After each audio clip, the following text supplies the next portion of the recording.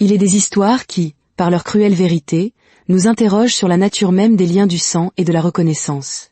Celle que nous allons vous raconter est de celle-là.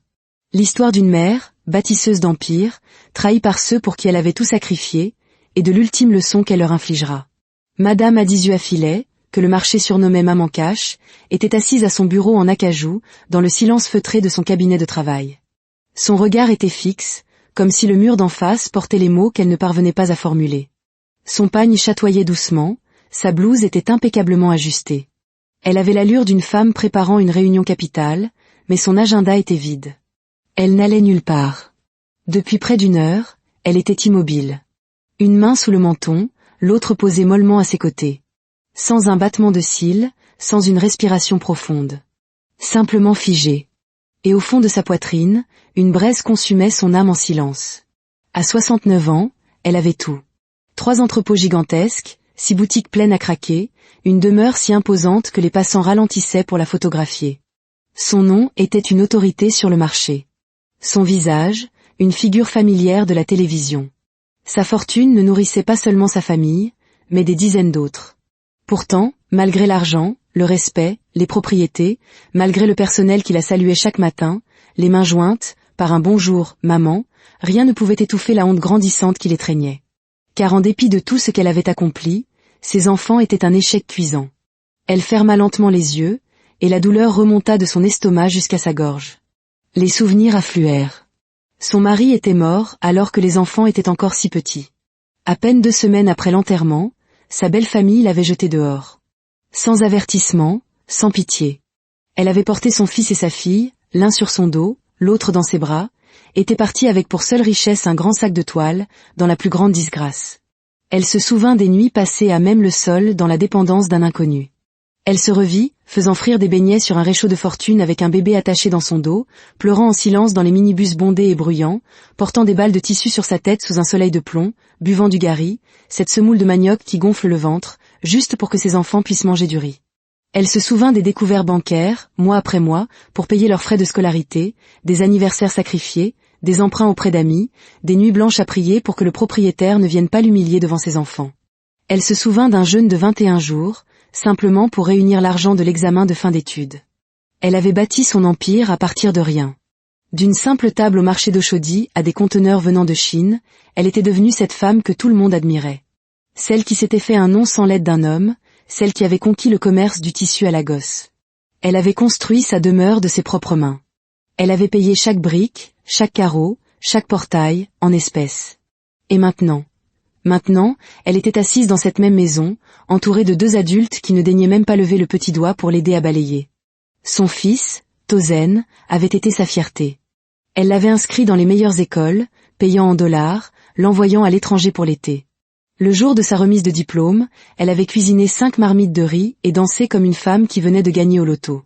Il était rentré à la maison, lui déclarant fièrement qu'il ne voulait travailler pour personne. « Je veux être un homme d'affaires comme toi, maman », avait-il dit, la confiance dans la voix et la sottise au cœur. Il voulait se lancer dans l'importation de pneus. Il demanda 3,5 millions de Naira. Elle lui en donna 5. 3 mois plus tard, l'affaire avait disparu. Sans un rapport, sans une explication. Rien.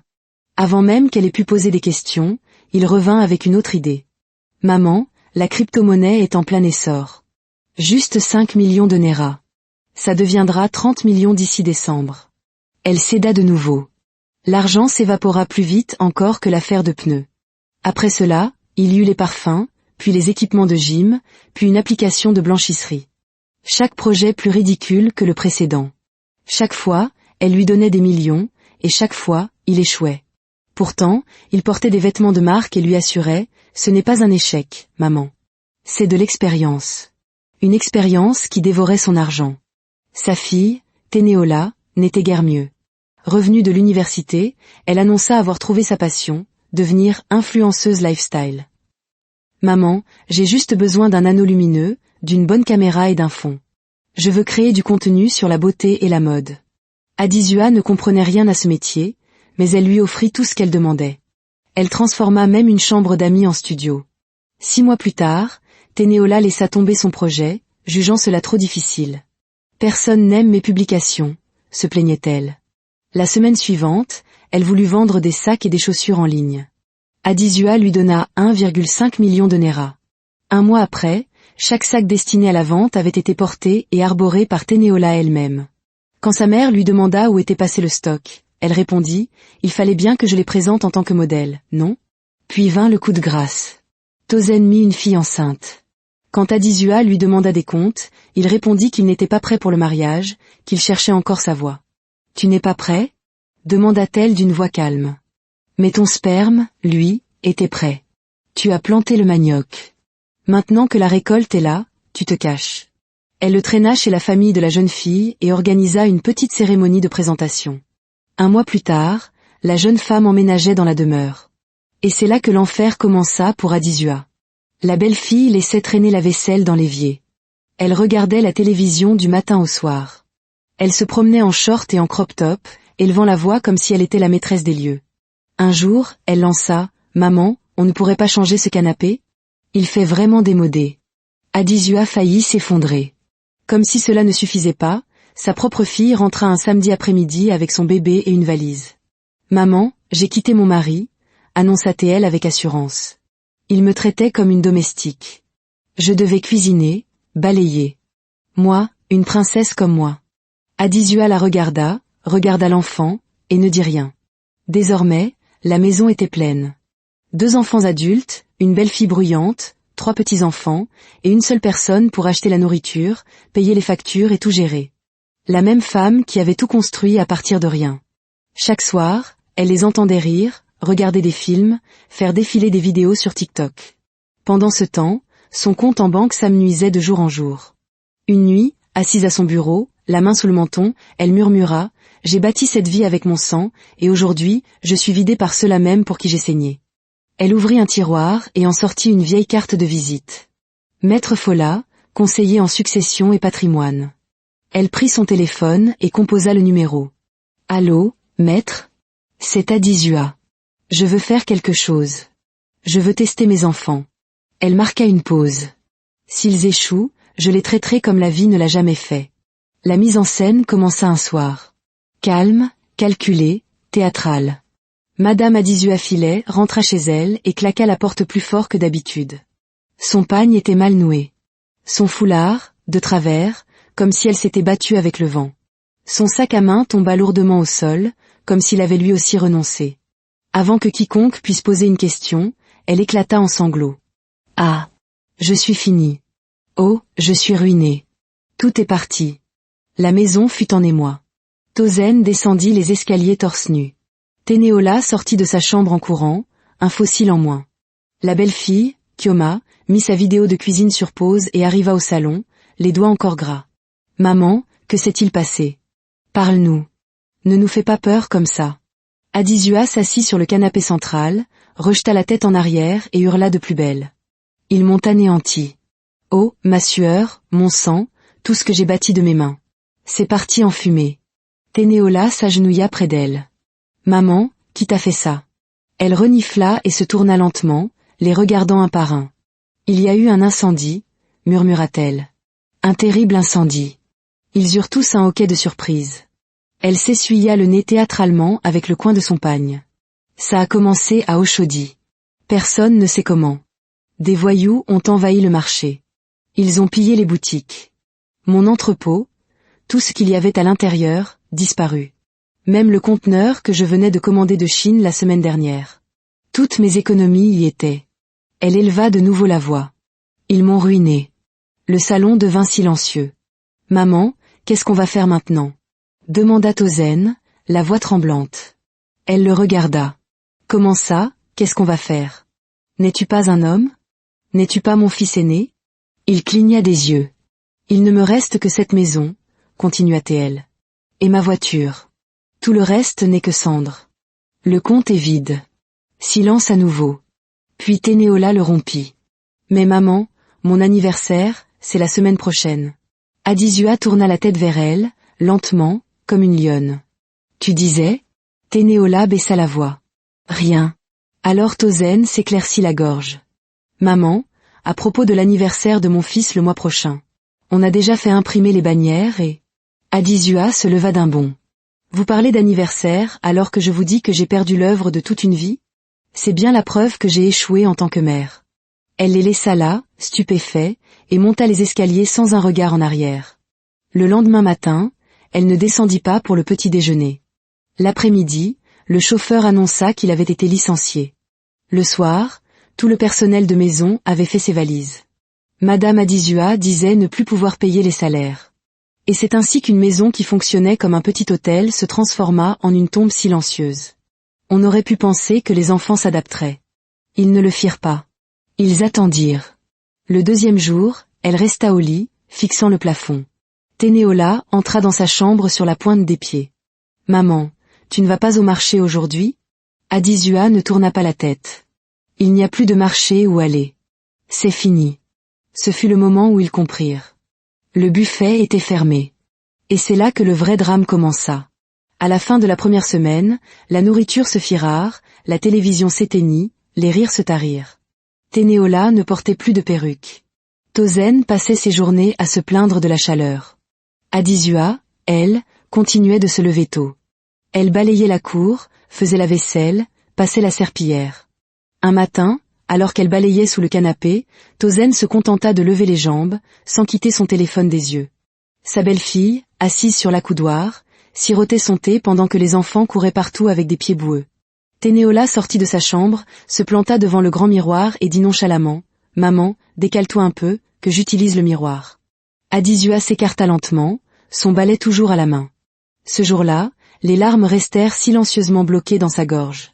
Kioma, la belle-fille, fut la première à montrer son vrai visage. Elle revint du marché, cuisina une grande marmite de riz jollof dont l'arôme emplit la maison. Elle servit son mari, ses enfants et elle-même. Pas une cuillère ne resta pour la femme qui avait construit cette cuisine. Le lendemain, Ténéola fit pire. Elle rentra avec une grande barquette de nourriture à emporter, s'enferma dans sa chambre et partagea le repas avec son fils. Quand Adizua frappa doucement et demanda si elle pouvait en avoir un peu, Ténéola répondit « Maman, c'était juste une petite portion. Je n'ai même pas assez mangé. » Cette nuit-là, Adizua prit ses médicaments pour la tension avec de l'eau et une banane. Les petits-enfants ne la saluaient plus. Le réfrigérateur était vide. Mais elle n'a pas crié. Elle n'a pas lutté. Elle observait. La deuxième semaine passa, puis la troisième. Un matin, elle se réveilla fiévreuse et faible. Elle appela Tozen pour qu'il l'emmène à l'hôpital. Il répondit « Maman, tu sais que l'argent se fait rare. Repose-toi et prends du paracétamol. » Elle hocha lentement la tête et le regarda s'éloigner. Plus tard dans la journée, elle enfila ses chaussures, marcha lentement dans la rue et supplia le pharmacien de lui donner des médicaments à crédit. La même femme qui avait fait don de 2 générateurs au centre de santé local mendiait des antipaludéens comme une étrangère. Cette nuit-là, alors qu'elle gisait dans son lit, le corps endolori, elle murmura une seule chose « Mon Dieu, ils ont échoué ». Quelques jours après qu'Adizua se fut traînée, faible et tremblante, jusqu'à la pharmacie, son corps commença à se rétablir. Mais au lieu de sollicitude, elle commença à recevoir des ordres. « Maman, je n'aime pas l'odeur du sol. Peux-tu le laver à nouveau, avec du désinfectant cette fois ?» dit un matin Ténéola. Dans la cuisine, la belle-fille, Pamela, leva les yeux au ciel. « Vous avez laissé une assiette dans l'évier depuis ce matin. On vit dans une porcherie maintenant ?» Adizua se tourna vers son fils. « Tozen, as-tu entendu ce que ta femme vient de me dire ?» Tozen ne leva pas la tête de sa console de jeu. « Maman, s'il te plaît, laisse tomber. Pamela est stressée en ce moment. » Adizua cligna des yeux. « Je suis ta mère. » « Oui, mais tu ne peux pas t'attendre à ce que les gens cuisinent et nettoient pour toi tout le temps. Tu as dit que tu n'avais plus d'argent, alors tout le monde doit participer. » Participer, dans la maison qu'elle avait construite. Elle garda le silence, jusqu'à ce chaud jeudi après-midi. Ténéola fit irruption dans le salon. « Maman, s'il te plaît, bouge. Je veux utiliser ce miroir. J'ai une vidéo à tourner. » Adizua leva les yeux. « Une vidéo TikTok. Tu ne comprendrais pas », puis elle ajouta à voix basse, mais assez fort pour être entendue, « Certaines mères profitent de la belle vie, pendant que moi, je dois partager un miroir avec une vieille femme qui a transformé notre maison en logement social. » Adizua explosa. Elle se leva d'un bond. « Tout le monde dehors, maintenant. Tozen, Pamela, sortez tous. » Ils arrivèrent un par un, l'air las. « Qu'y a-t-il encore, maman ?» dit Tozen. Adizua les pointa du doigt. Je suis encore votre mère. C'est grâce à moi que vous avez un toit. Cette maison, dans laquelle vous vous pavanez comme si elle vous appartenait, je l'ai bâtie de mes 2 mains, avec mes larmes et mon sang. Ténéola ricana. Pamela leva les yeux au ciel. Et Tozen se mit à rire. Ah, maman, la même maison que tu as construite, à mon nom. Les documents disent bien, Tozen Filet. Adizua se figea. Oui. Tu croyais qu'on ne connaissait pas ton plan? Tu voulais nous contrôler pour toujours. Mais c'est fini. Tu es vieille. Tu es fauchée. Tu es un fardeau. Tu devrais même être reconnaissante qu'on te laisse rester. Qu'est-ce que tu viens de me dire? Sa voix se brisa. Pamela s'avança. Nous en avons parlé en famille. Tu devrais déménager. Va dans une maison de retraite. Laisse-nous gérer la maison. Nous avons besoin de paix. Adizua resta là, bouche bée. Ténéola se précipita hors de la pièce et revint avec une valise. Elle entra dans la chambre de sa mère et commença à jeter ses vêtements dedans. Ténéola, qu'est-ce que tu fais? Je t'aide à faire tes bagages. Tu veux la paix? Nous voulons la paix. C'est mutuel. Tozen prit la valise et la traîna jusqu'au salon. Maman, s'il te plaît, pars avec dignité. Pamela ouvrit la porte d'entrée. Un peu d'air frais vous fera du bien, maman. Adizua ne dit pas un mot. Elle marcha lentement vers la porte, ramassa son pagne et sortit. Le portail se referma derrière elle. Silence. Quelques minutes plus tard, elle s'enregistrait dans un hôtel 5 étoiles. Elle commanda du riz jollof et de la viande de chèvre, s'allongea sur un lit qui ne grinçait pas, et pleura pendant 2 heures. Une semaine entière s'était écoulée. Assise dans sa suite luxueuse, Adizua était droite, le regard acéré. Pas un seul appel de Tozen, pas un seul message de Ténéola. Au lieu de cela, elle recevait des factures du syndic et des nouvelles de son ami. Ses enfants se vantaient déjà en public d'être les nouveaux propriétaires de la maison de Banana Island. Adizua eut un rire amer. Elle prit son téléphone et appela Maître Fola. « Bonsoir. Venez à mon hôtel demain matin. Apportez tous les dossiers. Je veux réécrire mon testament. » Il y eut une pause. « En êtes-vous sûre, madame? Vous semblez contrariée. »« Je ne suis pas contrariée, » répondit-elle doucement. « Je suis enfin prête. » Le lendemain, l'avocat arriva. Adizua, vêtue de soie bleue, sirotait un jus d'ananas. Elle se tourna et dit, « Écrivez ceci. À compter d'aujourd'hui, Tozen Filet n'est plus mon héritier. » Le stylo s'arrêta. « Retirez-le. Retirez Ténéola aussi. En fait, retirez-les tous. Je veux que mon nouvel héritier soit la fondation que je prépare depuis des années. La fondation Adizua Filet pour les femmes de courage. Tout lui reviendra. » L'avocat, choqué, demanda, « Madame, êtes-vous sûre de vouloir déshériter vos enfants ?» Adizua sourit, mais la douleur ne quitta pas ses yeux. « Maître, laissez-moi vous dire une chose. Les pauvres que j'ai aidés au marché m'ont mieux traité que mes propres enfants. À partir d'aujourd'hui, ma sueur servira ceux qui ne me traiteront jamais de fardeau. » Et sur ce, elle signa le document. Sa main ne trembla pas une seule fois. Une semaine plus tard, un convoi comme le quartier n'en avait jamais vu s'arrêta devant la demeure. Adizua descendit d'un SUV noir, suivi d'un second véhicule. À l'intérieur, Maître Fola, en costume, tenant le Nouveau Testament, et 2 policiers armés d'une ordonnance du tribunal. Tozen sortit, en short et en togne, une brosse à dents à la main. Il se figea. Ténéola descendit, le téléphone toujours à la main. Adizua sortit du SUV, royale dans sa robe en dentelle rouge vin, les yeux froids. Maître Fola brandit une enveloppe. Vous recevez par la présente un préavis d'expulsion de 7 jours. Cette propriété, selon les documents légaux, a été réclamée par sa propriétaire légitime, Madame Adizua Filet. Ténéola hurla. Maman, s'il te plaît, on ne le pensait pas. Adizua leva une main. Garde tes excuses. Elle se tourna vers Tozen. Tu disais que tu attendais juste que je meure pour tout hériter, n'est-ce pas? Elle ouvrit son sac à main et en sortit 2 enveloppes scellées. Voilà. 20 millions de Nera pour chacun de vous. C'est tout. Allez construire votre propre empire. Mais quant à cette maison, mon nom, mon héritage, vous n'y toucherez plus jamais. Tozen tomba à genoux.